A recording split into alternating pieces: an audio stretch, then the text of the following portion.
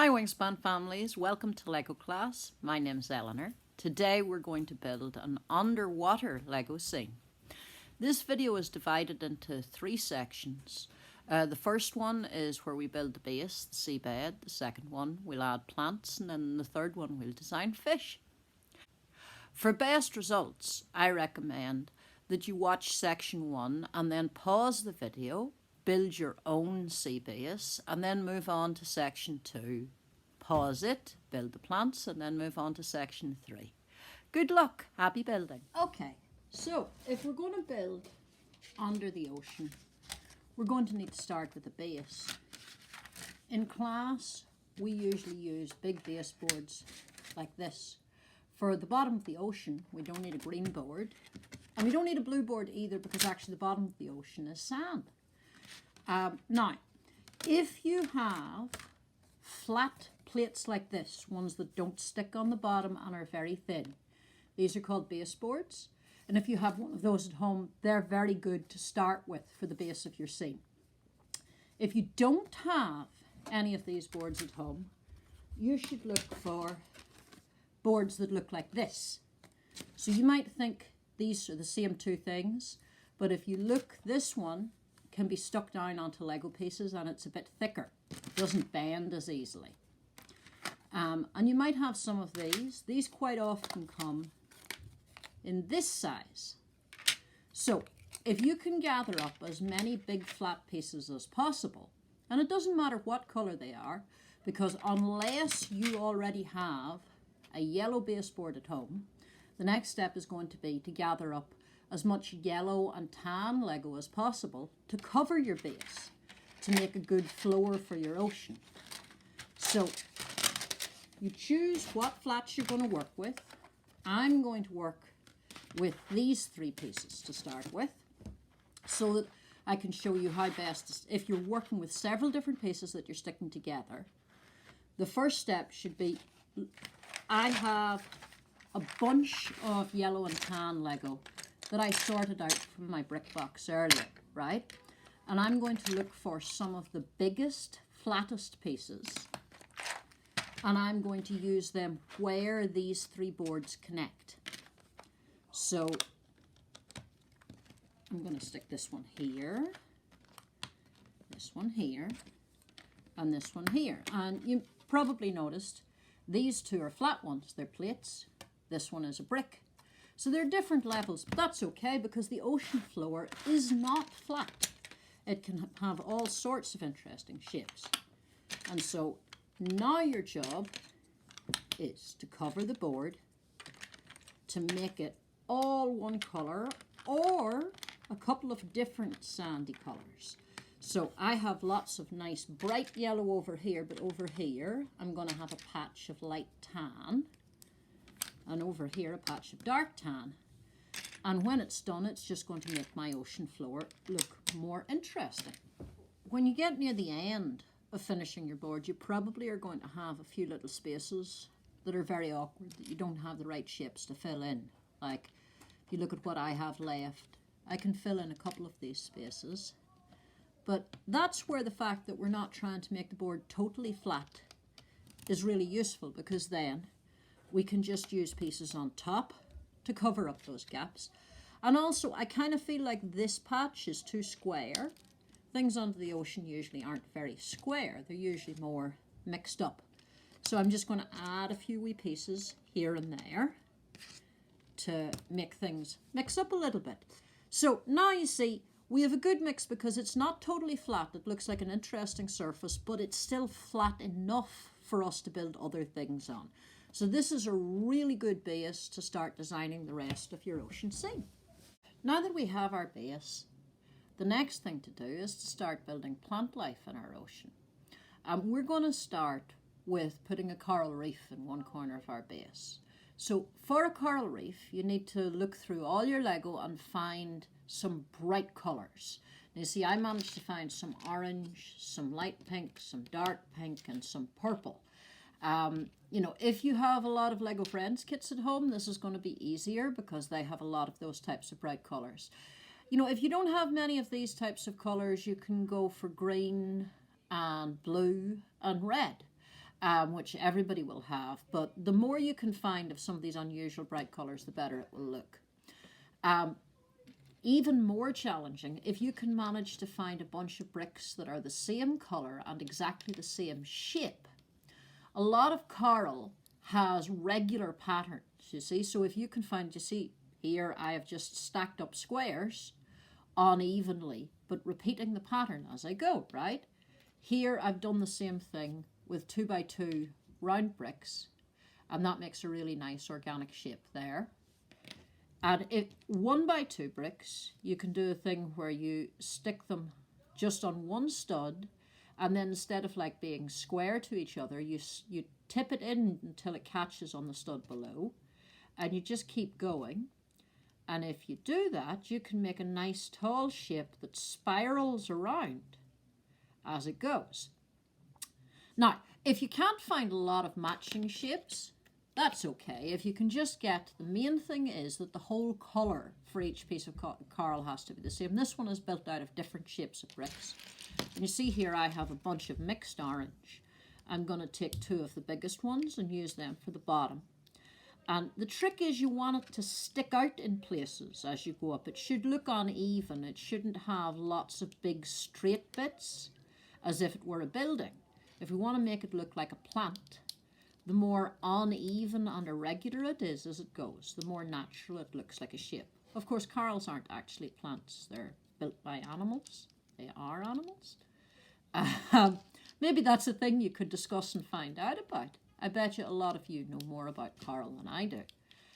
What I know is that they grow and build upon themselves, and they make these wonderful complicated shapes as they do.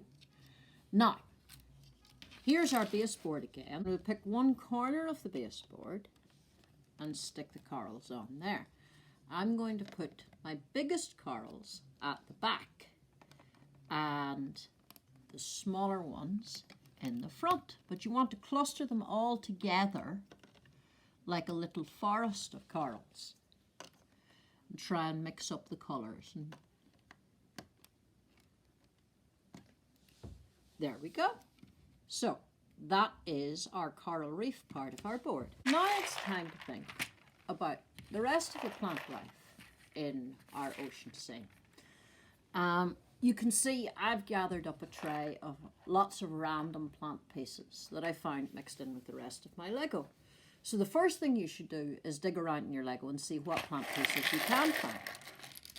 Now, some plant pieces don't really work for the ocean. Like, for example, this little bunch of flowers. You don't usually get flowers at the bottom of the ocean. And these are the old-fashioned flowers that are completely flat on top, so you can't really use them for anything except flowers. Now, on the other hand, this little bunch of flowers here are the more recent type of flowers that have studs on top, so you can stack them. So with flowers like those, if we separate the flowers and the stems, we can turn them into 2 different types of ocean life or ocean plants. One is seagrass. Just make a big stack of grass like this, and that looks nice and seaweedy. And then with the flowers, look for flowers that are the same colours, and you can make a stack of them, and that's almost like a teeny tiny version of the coral. That's some little plant or animal that lives in the sea. It could be a sea anemone, or it could be a little plant. And similarly, with the bigger flowers, ones like this, again, if you take matching colours of them and stack them, they work very well as coral. They could go at the front of your coral display. They're slightly smaller than the big ones you've put at the back. So that's a couple of things there. Now, you can also use, you might have grassy bits that are like this with leaves. They work just on their own, or again, stacked up to make kind of a tall seaweedy plant. Now, what else do we have? Well, there's this. this is actually seaweed. It's supposed to be Lego seaweed. Now, the challenge with this, if you have any of these, is that the bottom of it doesn't stick straight onto studs. You have to find something to stick it into. You can stick it into one of these grassy pieces, or you can stick it into one of the little flowery, no, actually, yeah, into one of the little flowery pieces. Or you could start adding some small rocks to your scene.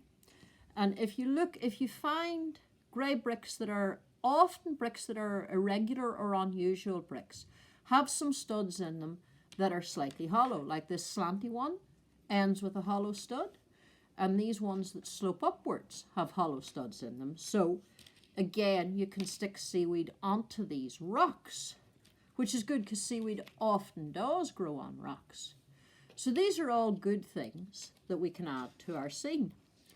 Now, you might not have any of this type of seaweed because it's not that common a Lego piece. You might have leaves like these, small ones and big ones. And if you do, we can use those as seaweed as well. If you have bricks that have studs on the side, you can stick the seaweed onto the brick, onto the side of the brick, and then set it like that. I didn't have many grey ones with side studs, so I found some sandy coloured ones with side studs that I'm going to use to hold up my seaweed. So now that I have planned out some of the different types of plants and colourful things I can add to my scene, I'm going to bring my scene back in and add them in.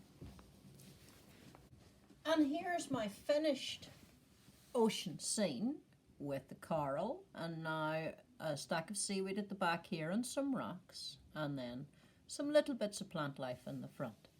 It's all ready now for us to start thinking about who lives there. Now we're going to make fish. This is a collection of pieces that I have made to start off before I start working out exactly how my fish is going to be.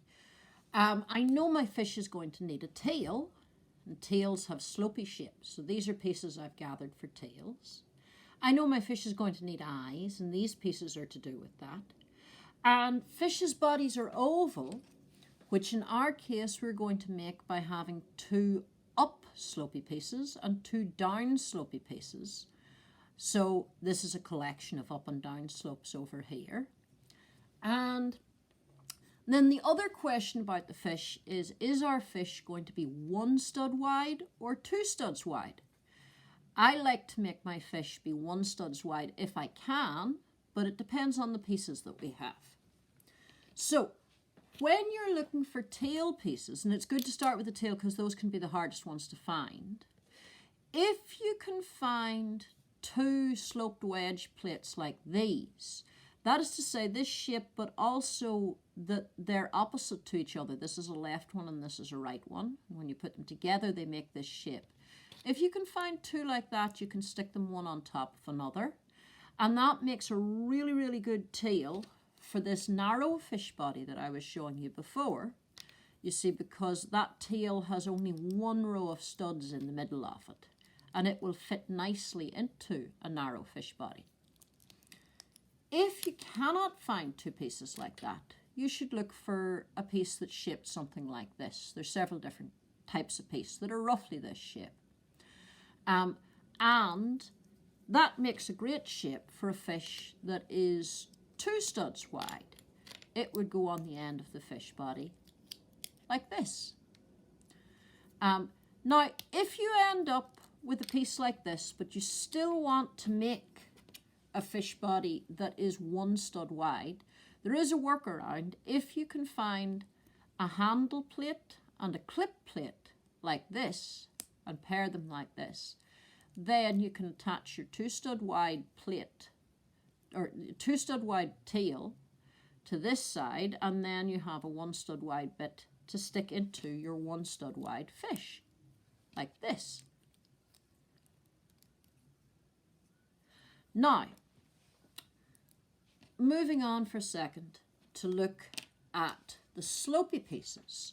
You can see here I've gathered a bunch of different types of slopes, up slopes, down slopes, curved slopes. long slopes and shorter slopes. And and particularly these ones are a little bit tricky because they have a bite out of them and you're going to have to fill in part of the space onto them one way or another. But that is partly why we have a collection of small plates that you can stick into the middle of your fish to fill in any gaps. If you look at this fish here, you'll see he has a plate along the middle, and so does this fish. And on this guy, that gives a nice bit of room for sticking in your tail clip piece. And on this guy, it not only does that, but it makes a mouth at the front. There's a little bit of a gap there. So you need to pair two upslopey pieces, the ones that are flat on top and have a slope on the bottom. Like, for example, these two. Now that gives me a good bottom shape for my fish. And then your next step has to be to think about the eyes. The eyes come in two parts. There is the brick with a stud on the side or a hole on the side. And then there are pieces that you can stick onto that brick to make it look more interesting. So if you have a fish that is only one stud wide, you're going to need to find a brick that has a stud sticking out on both sides, or a brick that has a hole going the whole way through, so that that one brick is going to be able to provide an eye on each side. If you have a fish that is two studs wide, then you want to have two bricks back to back with their studs pointing out on each side. Once you have that shape sorted, I'm just going to add his tail on. Okay, so once you have your basic fish shape sorted like this, and you see he has his bottom slopes, he has his top slopes, he has his tail sticking out, he has some plates put in the middle to make the tail fit, and he has his eye bricks, then you can decide whether he looks better if you add eye studs, or you might have some actual little round eye plates. I don't have very many at the moment. This was the only one I could find. Or you also might want to make his eyes stick out more, be more dramatic, by using some small dishes if you have them. Now, if you're using a small dish, depending on the type of side stud you've used, you might need to put a stud on top and then put the dish on top, like that. And then you can put another stud on the outside to make the pupil, you see? So now he has really big, sticky out eyes, this fish, and it makes him look quite different than he did before. I'm not sure if he looks better or not. I'll have to decide. I'm going to show you one more. I'm just going to start building another one to show how you can mix it up a little bit. If we take this long yellow piece, and then we're going to take this piece here for the eyes, and now we're going to use one of these curves that has the bite out of it and put it like this. Now look, that gives us quite a good big space for the mouth. And then we're going to want an upslopey piece at the far end, and we're going to want a tail piece, I think like this. There we go. So now I can see here's a gap, and I don't want to fill that gap with a whole brick because the brick will be taller than the top of the tail. So this is where I'm going to go to my plates over here to fill this gap, right? Now over here, this is the right height then for a slopey piece. I stick the slopey piece on, okay? Now, so there's my fish's body. Bottom looks a little bit odd, but I think he's okay. And now let's have a look. So in this case, it's a brick with a hole in it, not with a stud. So when you're taking your stud to stick on, you turn your stud upside down and you stick the top of the stud piece into that hole, like that. And, you know, I think that would look better if we had bigger dishes on the eyes. So I'm going to take those studs out and I'm going to use this dish here and then put the eye, the little black eye in the middle of the dish. And I think that looks better. So there's one fish, there's two fish. This fellow needs fixed. We'll get to him later. So you can see there's lots of weird and wonderful fish you can make. This is just one way of making them. See what ways you can invent, and I look forward to seeing when you share them. So by now you should have your ocean scene with seaweed and fish. Of course, seaweed and fish are not the only things that you find at the bottom of the ocean, and I'm sure by now you've probably started adding some other bits and pieces. Think of all the different things that you might find in the ocean. Can you design other sea creatures? Perhaps there was a shipwreck and there's part of a shipwrecked ship or a treasure chest hidden amongst the rocks on your seafloor. Are there mermaids, deep sea divers? Can you build a submarine?